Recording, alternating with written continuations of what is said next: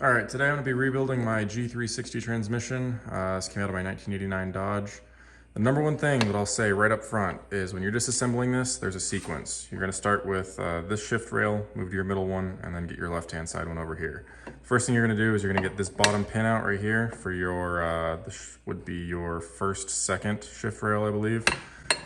You're going to flip it over.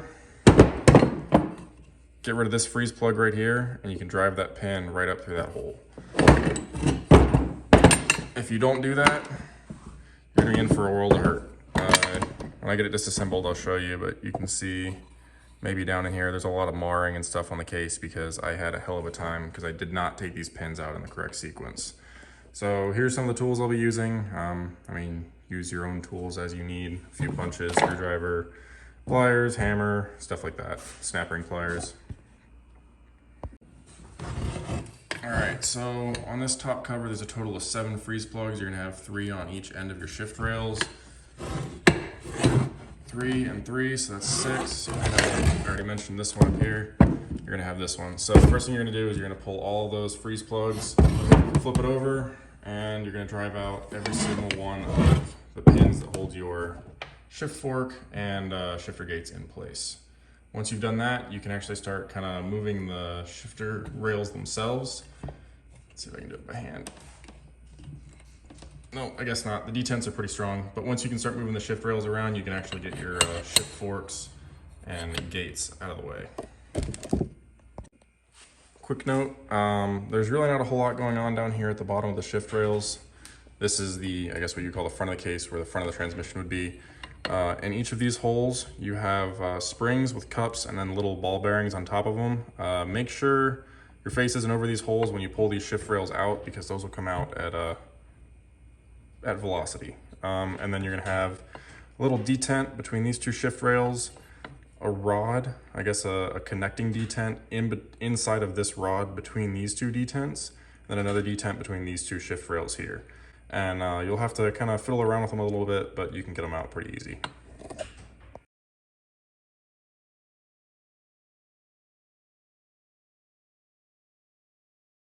All right, taking a quick second to pause the time lapse. You can see this is the plastic cup with that ball bearing I was talking about. If you put your punch in here, you can see the tip of my finger there.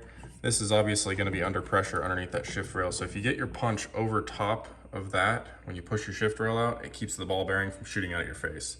So there's those cups I was talking about with the ball bearing on them. You got the spring underneath it. And then this little guy right here is a little connecting detent I was talking about.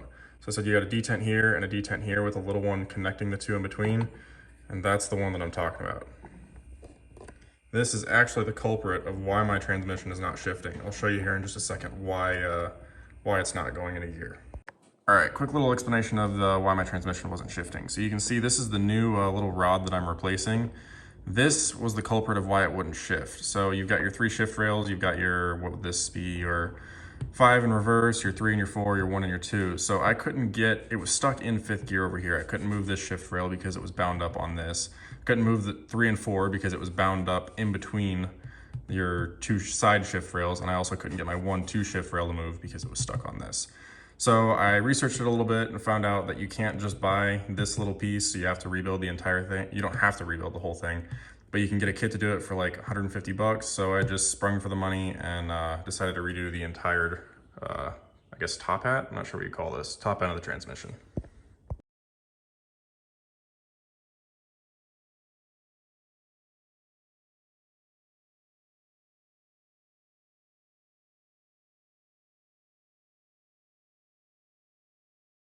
All right, real quick, now that the case is disassembled, that freeze plug is still in there because I already had my pins out.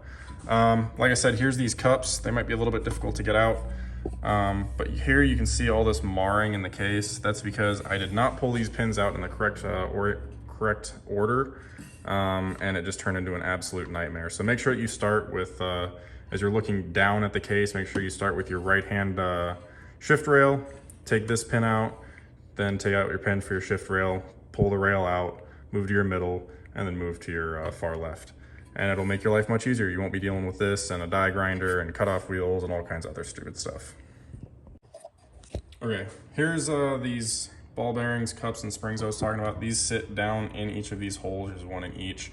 And you can tell it's a relatively stout spring, kind of difficult to press.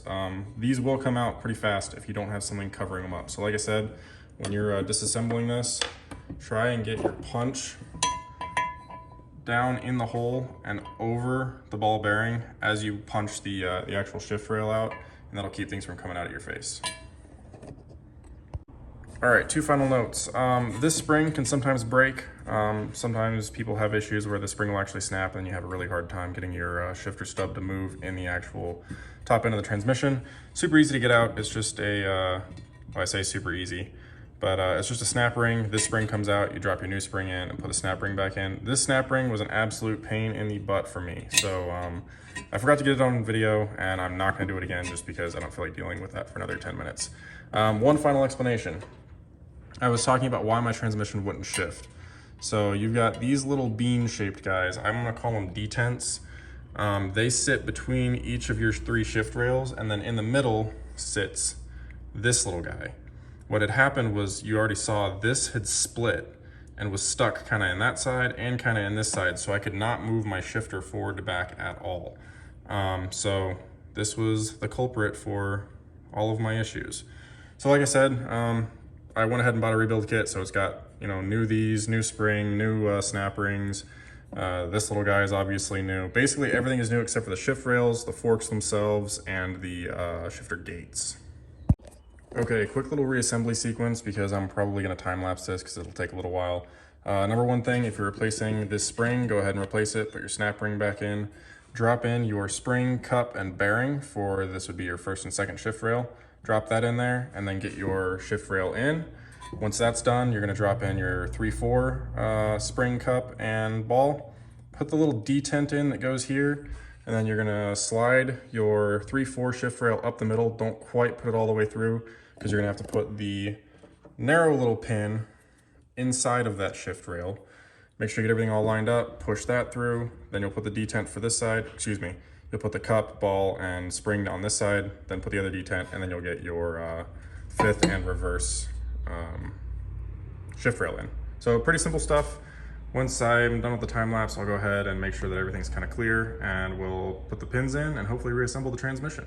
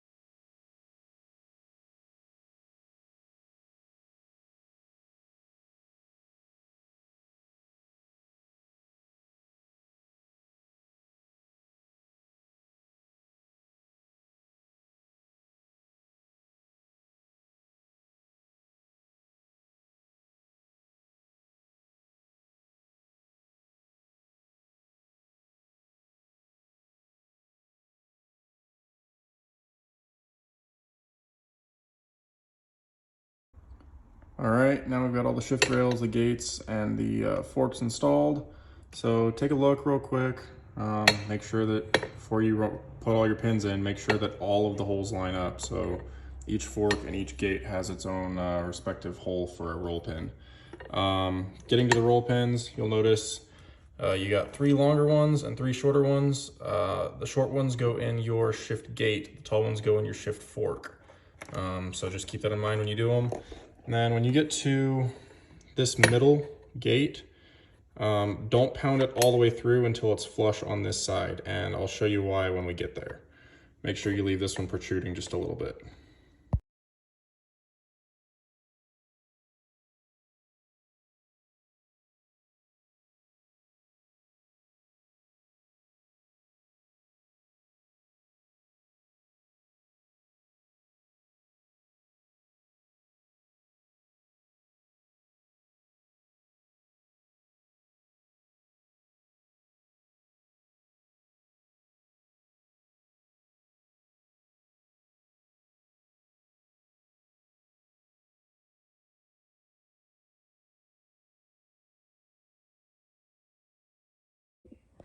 Okay, all the roll pins are in, all the forks, all the gates. Like I said, leave this one, let it protrude just a little bit, because when you flip it over, let's see if I can do this. If you look down in there, that kind of works. You can see that roll pin sticks up right in the middle. And actually, if it comes up too far, the shifter stub itself won't be able to reach the gates. It'll be stuck too far up, and actually you won't be able to get your shifter stub in there anyways. So yeah, leave that one protruding just a little bit. Okay, all the roll pins are in. Left this one sticking out a little bit. Last order of business. Get the freeze plugs put in the front and the back. That one's already in there. And then I guess I'll get the shifter stub installed and make sure that this thing shifts.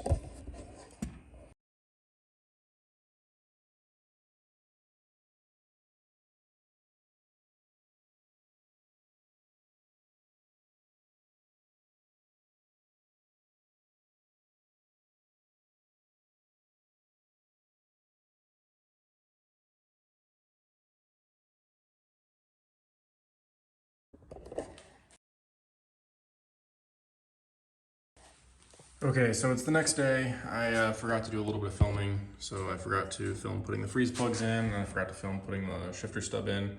That is an absolute pain, let me tell you. I don't really have any tips or tricks for that, but just be ready for quite a time getting that done. Otherwise, everything went back together super easy. Got all the bolts back in the case, so now it's all one piece.